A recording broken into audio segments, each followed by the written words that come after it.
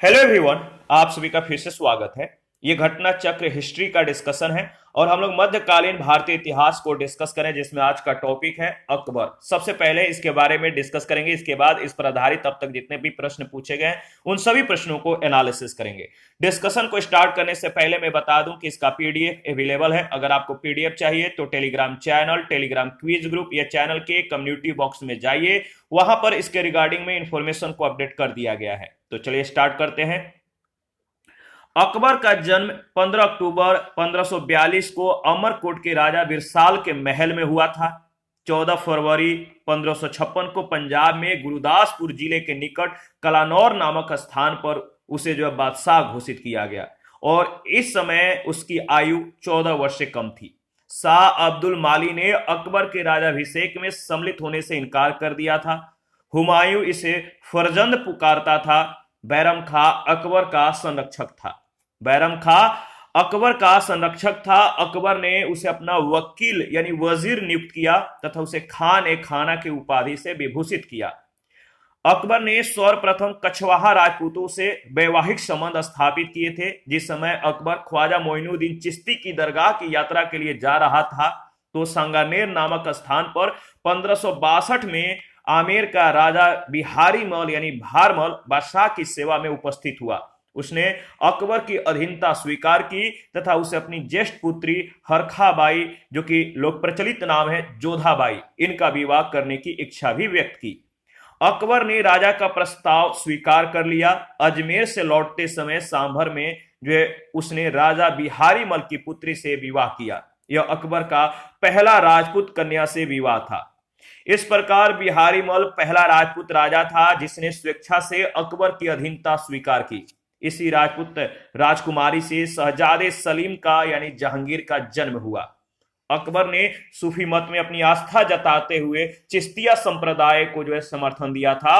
वह ख्वाजा मोइनुद्दीन चिश्ती की अजमेर स्थित दरगाह पर दर्शन के लिए अक्सर जाता था।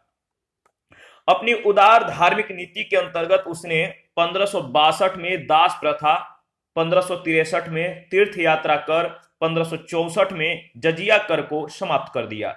अपने सामाजिक सुधार के अंतर्गत उसने जो है बाल विवाह और सती प्रथा रोकने का प्रयत्न किया। उसने यह आज्ञा दी थी कि आदमी को एक ही स्त्री से विवाह करना चाहिए और तभी दूसरा विवाह कर सकता है जब उसकी पहली पत्नी बंध्या हो यानी वंश बढ़ाने में कोई प्रॉब्लम हो, तभी वो दूसरा विवाह कर सकता है। देखिए, अगर बात करें तो महम अनगा के पुत्र आदम खां को जो है 1562 ईस्वी में अकबर ने स्वयं मारा था। क्यों मारा था? क्योंकि उसने अकबर के प्रधानमंत्री अतग खां की हत्या कर दी थी। दुर्गावती गोंडवाना के हिंदू राज की योग्य शासिका थी। अकबर के आक्रमण के फलस्वरूप शत्रु से घिर जाने पर इस वीर रानी ने आत्महत्या कर ली थी। 1565 में मारवाड़ के शासक राव चंद्र सेन ने भद्राजूण में मुगल सेनाओं का सामना किया, लेकिन चारों तरफ से घिर जाने के कारण उसे सिवाना जाना पड़ा।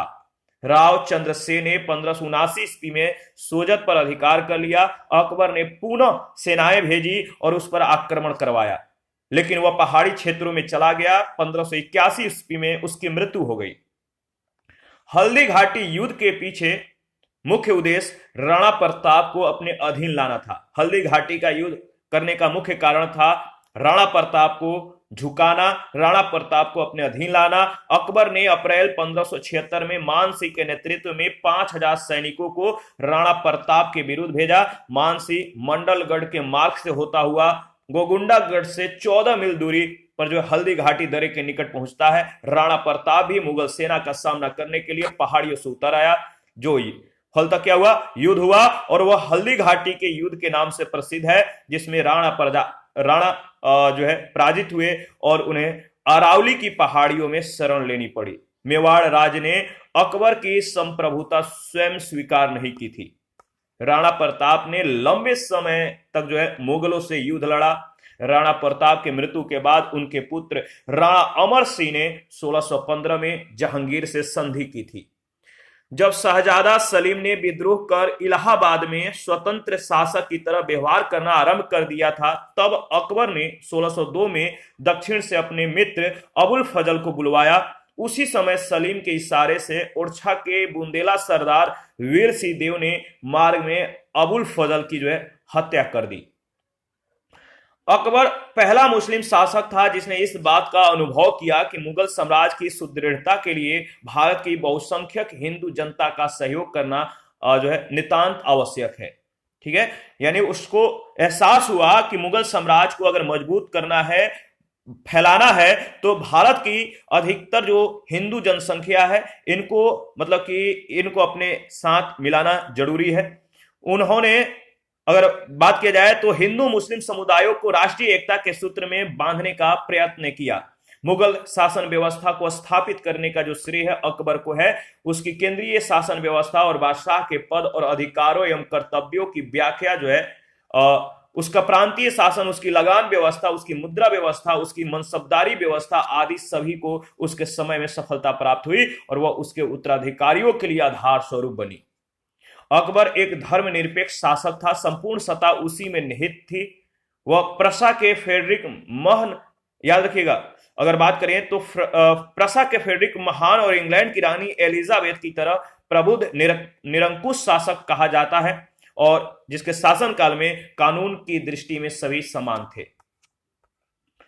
अकबर के शासनकाल में पुनर्गठित केंद्रीय शासन या प्रशासन के अंतर्गत अगर बात करें, प्रशासन तंत्र के अंतर्गत मीर बख्शी मुख्यतः सैन्य विभाग का प्रमुख था। उसका कार्य सैनिकों का वेतन और सैनिक संगठन से संबंधित था। अकबर ने 1573 से 74 ईस्वी के बीच घोड़ों को दागने की प्रथा का पुनः जो है प्रचलन किया। हुलिया प्रथा कह सकते हैं, यानी घोड़ों को बदलने की चेष्टा न की जाए, इसीलिए उस पर कोई मार्क लगा दिया जाता था, दागा जाता था, जैसे सेनापति अपने घोड़े को न बदल सके, एक घोड़े को 2 बार न प्रस्तुत कर सके। 1575 ईस्वी में अकबर ने मनसबदारी व्यवस्था के आधार पर सैनिक संगठित किया। मनसब शब्द जो है, मनसब शब्द, इसका अर्थ है श्रेणी या पद। मनसबदार का अर्थ है उस अधिकार से जिसे शाही सेना में एक पद या श्रेणी प्राप्त थी। अकबर की मनसबदारी व्यवस्था दशमलव प्रणाली पर आधारित थी। दीवान शब्द अगर बात करें, जो दीवान शब्द है ये फारसी भाषा का शब्द है। खलीफा उमर के काल में मुसलमानों ने इसे अपनाया था। वे इसका प्रयोग खजाना विभाग के लिए करते थे।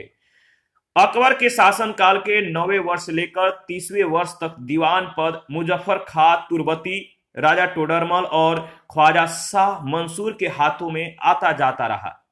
कभी मुजफ्फर खां तुर्बती के हाथों में, तो कभी राजा टोडरमल, तो कभी ख्वाजा शाह मंसूर के हाथों में।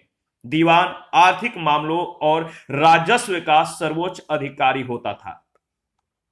मुगल मनसबदारी प्रणाली मध्य एशिया से ली गई थी। इस प्रकार का सैन्य विभाजन चंगेज खां के नेतृत्व में मंगोल सेना में किया गया था। मुगल बादशाह अकबर ने मनसबदारी व्यवस्था अपने शासन काल के 19वें वर्ष में प्रारंभ किया था। मनसब प्राप्तकर्ता 3 वर्गों में विभक्त थे।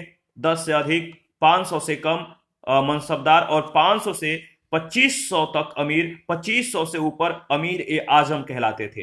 तो 10 से अधिक और 500 से कम मनसबदार कहलाते थे। 500 से 2500 तक अमीर और 2500 से ऊपर के जो थे ये अमीर ए आजम कहलाते थे।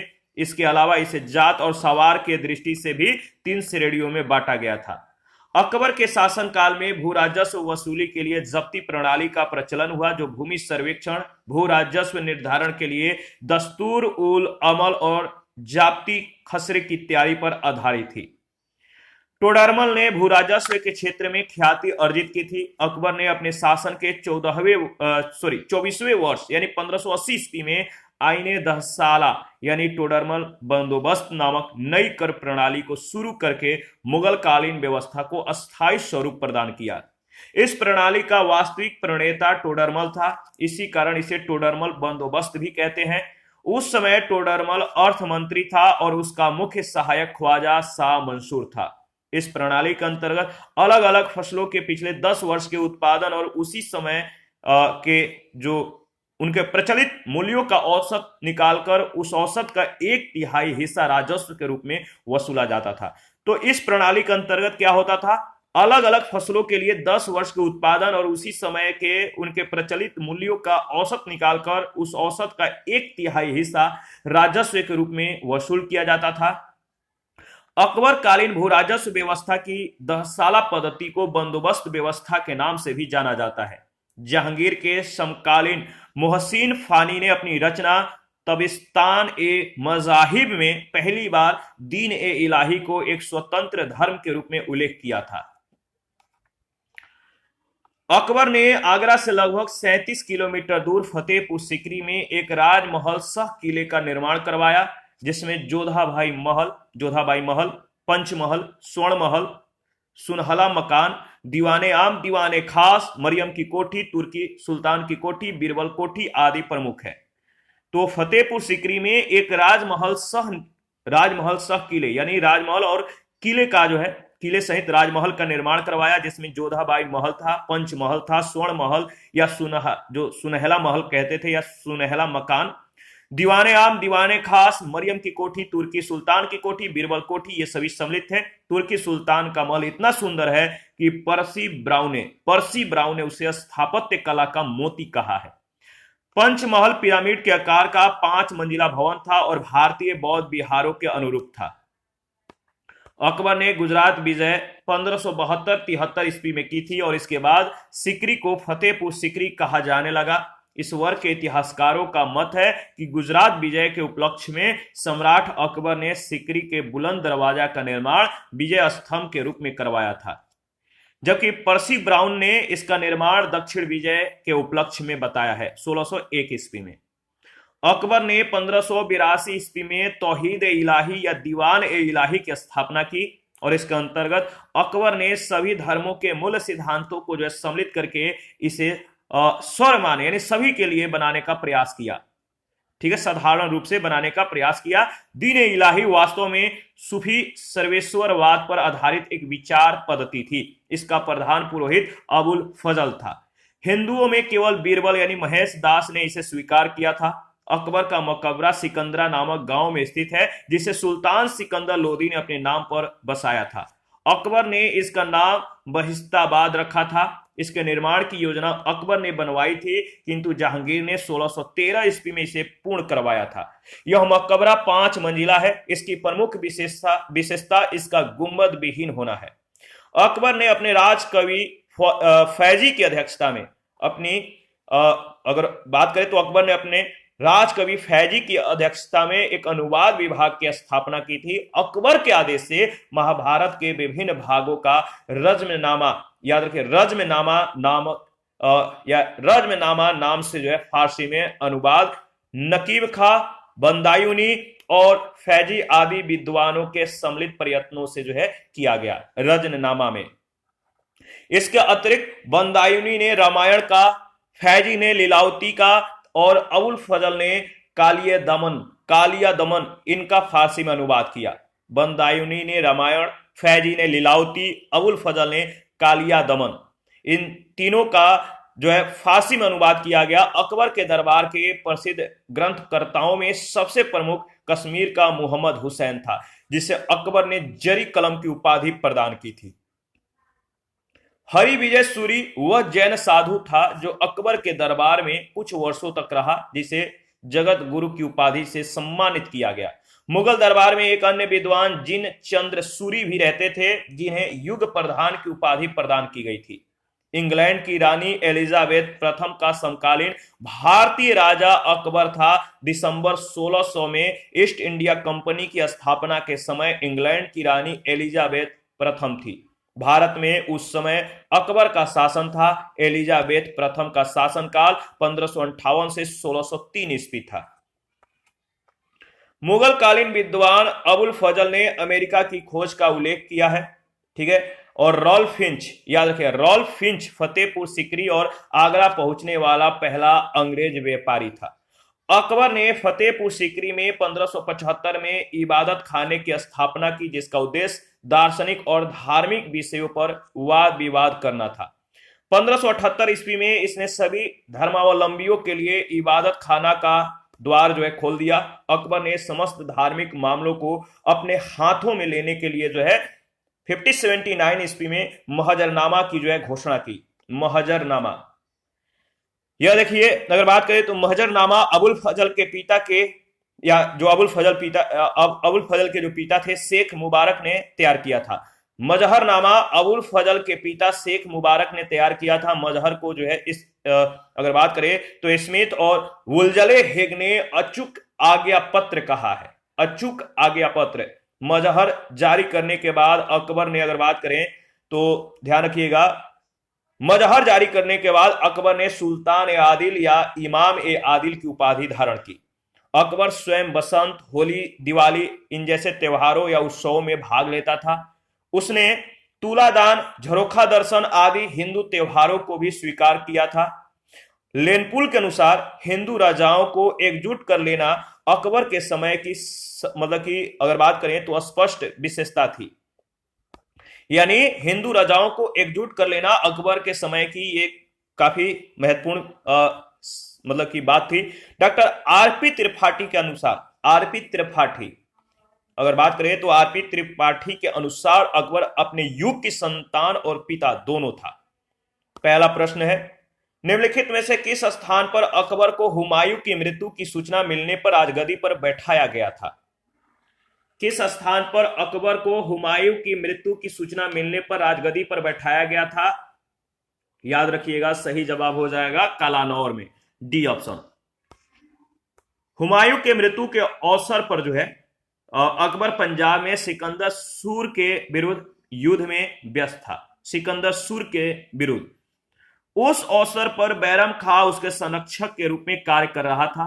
हुमायूं की मृत्यु की जो सूचना है, हुमायूं की मृत्यु की सूचना मिलने पर पंजाब में गुरदासपुर जिले के निकट कलानौर नामक स्थान पर 14 फरवरी 1556 को अकबर को मुगल बादशाह घोषित किया गया। उस समय अकबर की आयु 14 वर्ष से कम थी। सेकंड प्रश्न है, हल्दी घाटी के युद्ध के पीछे अकबर का मुख्य उद्देश्य क्या था? हल्दी घाटी के युद्ध के पीछे अकबर का मुख्य उद्देश्य क्या था? तो याद रखिएगा, सही जवाब है राणा प्रताप को अपने अधीन लाना। राणा प्रताप को अपने अधीन लाना, यानी ऑप्शन ए बिल्कुल करेक्ट ऑप्शन है। हल्दी घाटी युद्ध के पीछे अकबर का मुख्य उद्देश्य राणा प्रताप को अपने अधीन लाना था। अकबर ने अप्रैल 1576 में मानसिंह के नेतृत्व में 5000 सैनिकों को राणा प्रताप के विरुद्ध भेजा। ठीक है, मानसिंह मंडलगढ़ के मार्ग से होता हुआ गोगुंडागढ़ से 14 मील दूर हल्दी घाटी दर्रे के निकट पहुंचा। राणा प्रताप भी मुगल सेना का सामना करने के लिए पहाड़ियों से उतर आए। जो युद्ध हुआ और वह युद्ध हल्दी घाटी के युद्ध के मतलब हल्दी घाटी युद्ध के नाम से प्रसिद्ध है, जिसमें राणा पराजित हुए और उन्हें अरावली की पहाड़ियों में शरण लेनी पड़ी। थर्ड नंबर है, हल्दी घाटी का युद्ध किस वर्ष में हुआ था? हल्दी घाटी का जो युद्ध है, वॉर है, किस वर्ष हुआ था? तो याद रखिएगा 1576 में। हल्दी घाटी के युद्ध में महाराणा प्रताप की सेना के सेनापति कौन थे? हल्दी घाटी के युद्ध में महाराणा प्रताप की सेना के सेनापति कौन थे? तो हकीम खान, सी ऑप्शन। हल्दी घाटी का जो वॉर था 1576 में महाराणा प्रताप और मुगल सेनापति मानसिंह एवं आसफ खां के मध्य लड़ा गया। राजपूत अगर बात करें तो राजपूत योद्धाओं के अलावा राणा की सेना के अग्रभाग का नेतृत्व अफगानों की एक टुकड़ी के साथ हकीम खान सुर कर रहा था। राणा की सेना में भीलों की भी एक छोटी सी टुकड़ी शामिल थी। यह राणा की मुगलों के साथ आमने सामने की आखिरी मुठभेड़ थी और आगे उसने जो है छापामार युद्ध का सहारा लिया। ठीक है, 5 नंबर है, हल्दी घाटी के युद्ध में महाराणा प्रताप के अलावा राजपूत सेना का सेनापति कौन था? हल्दी घाटी के युद्ध में, हल्दी घाटी के वॉर में महाराणा प्रताप के अलावा राजपूत सेना का सेनापति कौन था?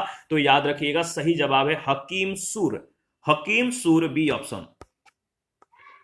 6 नंबर है, हल्दी घाटी के युद्ध में महाराणा प्रताप की राजपूत सेना का सेनापति कौन था? हल्दी घाटी के वॉर में महाराणा प्रताप की राजपूत सेना का सेनापति कौन था? सही जवाब है हकीम खान सूर, याद रखिएगा, बी ऑप्शन बिल्कुल करेक्ट ऑप्शन है। 7 नंबर में मानचित्र दिए गए हैं। छायांकित भाग एक कला अवधि विशेष में अकबर के साम्राज्य को दर्शाता है। ए जो है स्वतंत्र देश का परिचायक है। बी एक नगर की स्थिति को दिखाता है। ए क्या है? एक अगर बात करें तो ये स्वतंत्र देश का परिचायक है ए। और बी क्या है?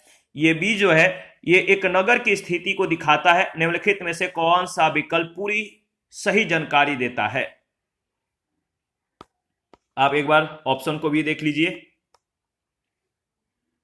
इसका सही जवाब हो जाएगा, अगर बात करें तो जो ए है गोंडवाना, 1605 में अगर बात करें तो 1605 में अकबर, ए गोंडवाना, बी लाहौर। यानी ए स्वतंत्र देश का जो परिचायक है वो कौन है? गोंडवाना है। और जो बी जिस नगर की स्थिति को दिखाता है वो है आपका लाहौर। 1605 ईस्वी में 1605 ईस्वी में अकबर के साम्राज्य को दर्शाया, मतलब कि 1605 ईस्वी में अगर बात करें जो मानचित्र दिया गया है 1605 ईस्वी में अकबर के साम्राज्य को दर्शाता है। और इससे या इसमें जो है ए का जो संकेत है गोंडवाना राज है, और जो अकबर के राज से ये बाहर था, और संकेत बी से लाहौर चिन्हित है। 8 नंबर है, अकबर ने सर्वप्रथम वैवाहिक संबंध राजपूतों के जिस गृह से स्थापित किया वह था। अकबर ने सर्वप्रथम वैवाहिक संबंध राजपूतों के जिस गृह से स्थापित किया वह था। किससे? मतलब कि इसने अपना वैवाहिक संबंध स्थापित किए, तो सही जवाब है कछवाहों से। बी ऑप्शन बिल्कुल करेक्ट ऑप्शन है। अकबर ने सर्वप्रथम कछवाहा राजपूतों से वैवाहिक संबंध स्थापित किए थे। जिस समय अकबर ख्वाजा मोइनुद्दीन चिश्ती की दरगाह की यात्रा के लिए जा रहा था, अकबर ख्वाजा मोइनुद्दीन चिश्ती की दरगाह की यात्रा के लिए दर्शन के लिए जा रहा था, तो संगानेर नामक स्थान पर 1562 में आमेर का राजा बिहारीमल या भारमल बादशाह की सेवा में उपस्थित हुआ। उसने अकबर की अधीनता को स्वीकार की। उसने अपनी ज्येष्ठ पुत्री हरखाबाई, जिसका लोक प्रचलित नाम है जोधाबाई, इनका विवाह करने की इच्छा व्यक्त की। अकबर ने राजा का जो है प्रस्ताव स्वीकार किया। अजमेर से लौटते समय सांभर में उसने राजा बिहारी मल की पुत्री जोधाबाई से विवाह किया, और अकबर का प्रथम राजपूत कन्या से यह विवाह था। इसके बाद नेक्स्ट 9 नंबर, निम्नलिखित में से किस परिवार ने सर्वप्रथम अकबर के साथ वैवाहिक संबंध स्थापित किया था? किस परिवार ने सर्वप्रथम अकबर के साथ वैवाहिक संबंध स्थापित किया था? तो कछवाहों ने। 10 नंबर, किस चिश्ती संत के दरगाह पर अकबर दर्शन के लिए अधिक जाता था? किस चिश्ती संत के दरगाह पर अकबर जो है अक्सर दर्शन के लिए जाता था? तो मोइनुद्दीन चिश्ती के दरगाह पर। अकबर ने सूफी मत में अपनी आस्था जताते हुए चिश्तिया संप्रदाय को समर्थन दिया था। वह ख्वाजा मोइनुद्दीन चिश्ती के अजमेर स्थित दरगाह पर दर्शन के लिए अक्सर जाता था। इसके अतिरिक्त वह समकालीन सूफी संत शेख सलीम चिश्ती के दर्शन के लिए अक्सर सिकरी भी जाया करता था। 11 नंबर है, निम्नलिखित में से किसे अकबर ने स्वयं मारा था? अकबर ने स्वयं किसे मारा था? सही जवाब है अधम खां को। महम अनगा के पुत्र अधम खां को अकबर ने स्वयं मारा, क्योंकि उसने दरबार के प्रधानमंत्री अतग खां की हत्या कर दी थी। 12, राजपूताना के निम्न राज्यों में से किस एक ने अकबर की संप्रभुता स्वयं स्वीकार नहीं की थी? राजपूताना के निम्न राज्यों में से किस एक ने अकबर की संप्रभुता स्वयं स्वीकार नहीं की थी? सही जवाब है बी ऑप्शन, मेवाड़। मेवाड़ राज ने अकबर की संप्रभुता स्वीकार नहीं की थी। वहां के शासक राणा प्रताप ने लंबे समय तक मुगलों से युद्ध लड़ा। राणा प्रताप के मृत्यु के बाद उनके पुत्र राणा अमर सिंह ने 1615 ईस्वी में जहांगीर से संधि की थी। इसके बाद 13 नंबर है, किस राजपूत शासक ने मुगलों के विरुद्ध निरंतर स्वतंत्रता का संघर्ष जारी रखा और समर्पण नहीं किया? किस राजपूत शासक ने मुगलों के विरुद्ध निरंतर स्वतंत्रता का संघर्ष जारी रखा और समर्पण नहीं किया? तो सही जवाब है मारवाड़ के राव चंद्रसेन। मारवाड़ के राव चंद्रसेन, बी ऑप्शन। 1565 में मारवाड़ के शासक राव चंद्रसेन ने भद्राजूण में मुगल सेनाओं का सामना किया, लेकिन चारों तरफ से घिर जाने के कारण उसे सीवान जाना पड़ा। मुगल सेना ने उसे ढूंढने के लिए अनेक प्रयास किए। इसके उपरांत राव चंद्रसेन ने सोजत पर अधिकार कर लिया। अकबर ने पुनः सेनाएं भेजकर उस पर आक्रमण करवाया, लेकिन वह पहाड़ी क्षेत्रों में चला गया और 1581 में उसकी मृत्यु हो गई। महाराणा प्रताप के भांति ही उसने मुगलों से निरंतर संघर्ष किया और समर्पण नहीं किया। 14 नंबर है, अकबर के साथ युद्ध करने वाली दुर्गावती कहां की रानी थी? दुर्गावती कहां की रानी थी, बताइए। तो देखिए, अगर बात करें तो याद रखिएगा, दुर्गावती यानी अकबर के साथ युद्ध करने वाली दुर्गावती मंडला की रानी थी। मंडला, ऑप्शन ए बिल्कुल करेक्ट ऑप्शन है। 1564 में अकबर ने कड़ा और पूर्वी प्रदेशों के शासक अकबर ने कड़ा और पूर्वी प्रदेशों के जो शासक था आसफ खां को गढ़ कटंगा यानी गोंडवाना में जो है गोंडवाना के राज को गढ़ कटंगा को जीतने के लिए भेजा। वहां का राजा वीर नारायण अल्पवयस्क था, मतलब अल्पवयस्क था और छोटा था, मतलब बच्चा टाइप का था। लेकिन उसकी मां दुर्गावती राज्य पर योग्यता पूर्वक शासन करती थी। उसने वीरता पूर्वक शाही दल का विरोध किया, परंतु गढ़ और मंडला यानी वर्तमान मध्य प्रदेश के मंडला जिले में जो है इनके बीच हुए युद्ध में वह पराजित हुई। तो गढ़ और मंडला के बीच जो युद्ध हुआ उसमें वह पराजित हुई, याद रखिएगा। 15 नंबर है, अबुल फजल की मृत्यु इनमें से किसके कारण हुई? अबुल फजल की जो मृत्यु है इनमें से किसके कारण हुई? सही जवाब है शहजादा सलीम के कारण। शहजादा सलीम ने विद्रोह कर इलाहाबाद में स्वतंत्र शासन की तरह जो है स्वतंत्र शासक की तरह व्यवहार करना शुरू कर दिया था। लेकिन अकबर ने 1602 में दक्षिण से अपने मित्र अबुल फजल को बुलवाया। उसी समय सलीम के इशारे से जो है ओरछा के बुंदेला सरदार बीर सिंह देव ने मार्ग में अबुल फजल की हत्या कर दी। अबुल फजल के मृत्यु में शहजादा सलीम की भूमिका जो है स्पष्ट थी। नेक्स्ट 16, निम्न तथ्यों में से कौन सा तथ्य ऐसा है जो अकबर को राष्ट्रीय सम्राट सिद्ध करने में सहायक नहीं है? निम्न तथ्यों में से ऐसा तथ्य कौन है जो अकबर को राष्ट्रीय सम्राट सिद्ध करने में सहायक नहीं है? वह तथ्य ऐसा कौन सा तथ्य है जो अकबर को राष्ट्रीय सम्राट सिद्ध करने में सहायक नहीं है? तो ऑप्शन ए, अकबर ने इस्लाम धर्म को त्याग दिया। अकबर पहला मुस्लिम शासक था जिसने इस बात का अनुभव किया कि मुगल साम्राज्य की सुदृढ़ता के लिए, मजबूती के लिए भारत की बहुसंख्यक हिंदू जनता का सहयोग प्राप्त करना नितांत आवश्यक है। उसने हिंदू मुस्लिम समुदायों को राष्ट्रीय एकता के सूत्र में बांधने का प्रयास किया।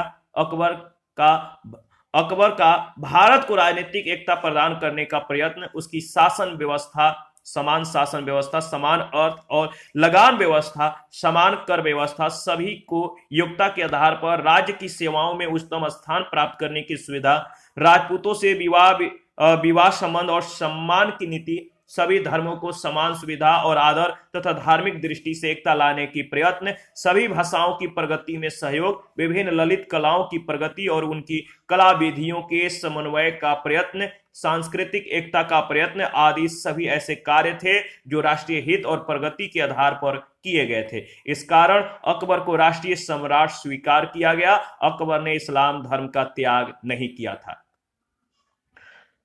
17 नंबर है, अकबर की लोकप्रियता के कारण क्या थे? अकबर की लोकप्रियता के कारण थे मनसबदारी प्रथा, धार्मिक नीति, भू राजस्व व्यवस्था और सामाजिक सुधार, यानी डी ऑप्शन। मुगल शासन व्यवस्था को स्थापित करने का श्रेय अकबर को है। उसकी केंद्रीय शासन व्यवस्था और बादशाह के पद और अधिकारों एवं कर्तव्यों की व्याख्या, उसका प्रांतीय शासन, उसकी लगान व्यवस्था, उसकी मुद्रा व्यवस्था, उसकी मनसबदारी व्यवस्था आदि सभी को उसके समय में सफलता प्राप्त हुई। वह उसके उत्तराधिकारियों के लिए आधार स्वरूप बनी।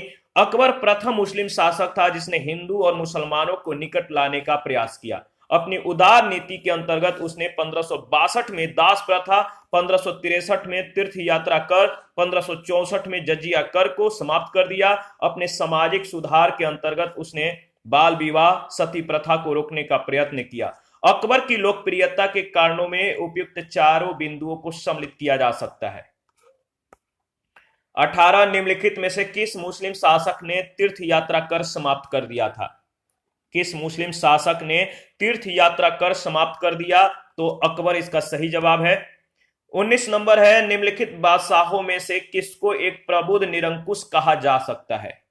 किसको एक प्रबुद्ध निरंकुश कहा जा सकता है? तो सही जवाब है अकबर को। अकबर एक महान शासक था जिसका साम्राज्य अफगानिस्तान कश्मीर से लेकर गोदावरी नदी के किनारे तक फैला हुआ था। वह एक धर्मनिरपेक्ष शासक था, संपूर्ण सत्ता उसी में निहित थी। वह प्रसा के फ्रेडरिक महान और इंग्लैंड की रानी एलिजाबेथ प्रथम की तरह प्रबुद्ध निरंकुश शासक जो है कहा जाता है, जिसके शासन काल में कानून के दृष्टि में सभी समान थे, इक्वल थे। 20 नंबर है, निम्नलिखित घटनाओं पर विचार कीजिए तथा उनको काल क्रमानुसार व्यवस्थित कीजिए। तो निम्नलिखित घटनाओं को काल क्रमानुसार व्यवस्थित कीजिए। देखिए अगर बात करें तो इसका सही जवाब हो जाएगा, देखिए सबसे पहले मालवा पर मुगल आक्रमण, इसके बाद होता है अंबेर की राजकुमारी से अकबर का विवाह, इसके बाद होता है उड़ीसा पर कर रानी की विजय, और इसके बाद तुकारोई का युद्ध, यानी डी ऑप्शन इसका सही आंसर हो जाएगा। अंबेर की राजकुमारी का अकबर से विवाह 1562 में, तुकारोई का युद्ध 1575 में, मालवा पर मुगल आक्रमण 1561 में, उड़ीसा पर कर रानी का विजय 1568 में। इसके बाद अगर बात करें नेक्स्ट 21, निम्नलिखित में से किसने यह आज्ञा दी थी कि आदमी को एक ही स्त्री से विवाह करना चाहिए, वह तभी दूसरा विवाह कर सकता जब उसकी पहली पत्नी बंध्या हो, मतलब कि वंश वृद्धि में सक्षम नहीं हो। तो सही जवाब है अकबर, सी ऑप्शन बिल्कुल करेक्ट ऑप्शन है। अकबर ने कुछ सामाजिक परंपराओं और व्यक्तिगत मान्यताओं पर अंकुश अवश्य लगवाया। उसने यह कार्य सुधार के दृष्टि से किया, लेकिन उसने आज्ञा दी, अगर बात करें तो आदमी को एक ही स्त्री से विवाह करना चाहिए और तभी दूसरा विवाह करना चाहिए जब उसकी पहली पत्नी बंध्या हो। उसे हिंदू विधवाओं को पुनर्विवाह करने का अधिकार दिया, स्त्रियों के सती होने पर रोक लगाने का भी प्रयास किया था। 22 नंबर है, निम्नलिखित में से कौन से सही हैं? दो कथन है। अकबर ने लड़कों और लड़कियों के विवाह की आयु निर्धारित करने का प्रयास किया था। दूसरा, अकबर ने लड़कियों को अभिभावकों के दबाव से अलग स्वयं की इच्छा से विवाह करने की स्वतंत्रता दी। देखिए दोनों सही है, पहला और दूसरा, इन दोनों में दोनों स्टेटमेंट सही है। बादशाह अकबर ने लड़कों के लिए कम से कम 16 वर्ष और लड़कियों के लिए 14 वर्ष विवाह की आयु निर्धारित की थी। इसने लड़कियों को अभिभावकों के दबाव से अलग स्वयं की इच्छा से विवाह करने की स्वतंत्रता दी। अकबर का शासन जाना जाता है किसके लिए? अकबर का जो शासन है किसके लिए जाना जाता है? तो देखिए अगर बात करें तो अकबर का जो शासन है जाना जाता है, याद रखिएगा, क्षेत्रों को जीतने के लिए। ठीक है, किसके लिए? तो क्षेत्रों को जीतने के लिए, अपनी प्रशासनिक व्यवस्था के लिए, और इसके बाद अगर बात करें तो न्यायिक प्रशासन के लिए। उसकी धार्मिक कट्टरता के लिए अकबर का जो शासन है, मतलब अकबर को नहीं जाना जाता है, बल्कि वो उदार दृष्टिकोण रखता था, उदार दृष्टि का था, सभी धर्मों को इक्वल मानता था, यानी बी ऑप्शन सही जवाब है। अकबर अपनी धार्मिक कट्टरता के लिए नहीं बल्कि धार्मिक उदारता और धार्मिक सहिष्णुता के लिए जगत प्रसिद्ध है।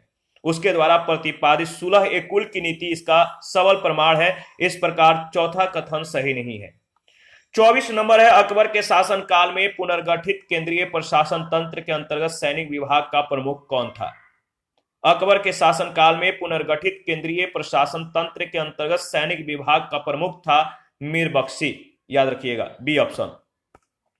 अकबर के शासनकाल में पुनर्गठित केंद्रीय प्रशासन तंत्र के अंतर्गत मीर बख्शी सैन्य विभाग का प्रमुख था। उसे प्रधान सेनापति नहीं कहा जा सकता है। उसका कार्य सैनिकों के वेतन और सैन्य संगठन से संबंधित था। वो मनसबदारों की सूची रखता था, उसे बादशाह अकबर के समक्ष प्रस्तुत करता था। उन सूचियों को सैनिकों की भर्ती, उनके शस्त्रों की व्यवस्था, सैनिकों का निरीक्षण आदि उसके कार्यों के अंतर्गत थे। 25, अकबर कालीन सैन्य व्यवस्था आधारित थी किस पर? अकबर कालीन सैन्य व्यवस्था आधारित थी मनसबदारी पर। साम्राज्य के विस्तार और शांति सुव्यवस्था के लिए सुसंगठित सेना का होना अत्यंत आवश्यक था। इस दृष्टि से अकबर ने अपनी सैन्य व्यवस्था की अनेक त्रुटियों में सुधार किया। 1573 से 74 के बीच घोड़ों को दागने की प्रथा पुनः प्रचलित कर दिया, जिससे सेनापति अपने घोड़े न बदल सके। एक घोड़े को 2 बार न प्रस्तुत कर सके। इसके बाद 1575 में अकबर ने मनसबदारी व्यवस्था के आधार पर सैनिक संगठित किया। मनसब शब्द का अर्थ श्रेणी या पद है। मनसबदार का अर्थ उस अधिकारी से था जिसे शाही सेना में एक पद या श्रेणी प्राप्त थी। अकबर की मनसबदारी व्यवस्था दशमलव प्रणाली पर आधारित थी। 26 नंबर है, मध्यकालीन भारत में मनसबदारी व्यवस्था क्यों लागू की गई थी? मध्यकालीन भारत में मनसबदारी व्यवस्था क्यों लागू की गई थी? तो स्वच्छ प्रशासन सुनिश्चित करने के लिए। D option. दिए गए विकल्प में मनसबदारी प्रथा को लागू करने का उद्देश्य स्वच्छ प्रशासन सुनिश्चित करना था। 27, अकबर के द्वारा दीवान का पूर्ण रूपेण दर्जा दिए जाने वाला प्रथम व्यक्ति था।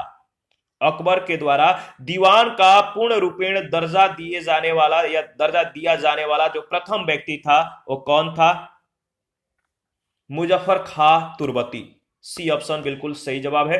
दीवान शब्द फारसी भाषा का शब्द है। खलीफा उमर के काल में मुसलमानों ने इसे अपनाया था। वे इसका प्रयोग खजाना विभाग के लिए करते थे। अकबर के शासनकाल में दीवान पद मुजफ्फर खां तुर्बती, राजा टोडरमल, ख्वाजा शाह मंसूर के पास रहा। अकबर के द्वारा दीवान का पूर्ण रूपेण दर्जा दिए जाने वाला प्रथम व्यक्ति मुजफ्फर खां तुर्बती था। दीवान आर्थिक मामलों और राजस्व विभाग का सर्वोच्च अधिकारी था। 28, अकबर ने जिस मनसबदारी प्रणाली को लागू किया वह किस देश में प्रचलित प्रणाली से उधार ली गई थी? अकबर ने जिस मनसबदारी प्रणाली को लागू किया वह किस देश में प्रचलित प्रणाली से उधार ली गई थी? तो मंगोलिया से। देखिए, मुगल मनसबदारी प्रणाली मध्य एशिया से यानी मंगोलिया से ली गई थी। इस प्रकार का सैन्य विभाग चंगेज खान के नेतृत्व में मंगोल सेना में किया गया था। अकबर के द्वारा प्रारंभ मनसबदारी प्रणाली काफी हद तक नवीन थी, नया थी। यह मूलतः मंगोल सैन्य विभाजन पर आधारित थी।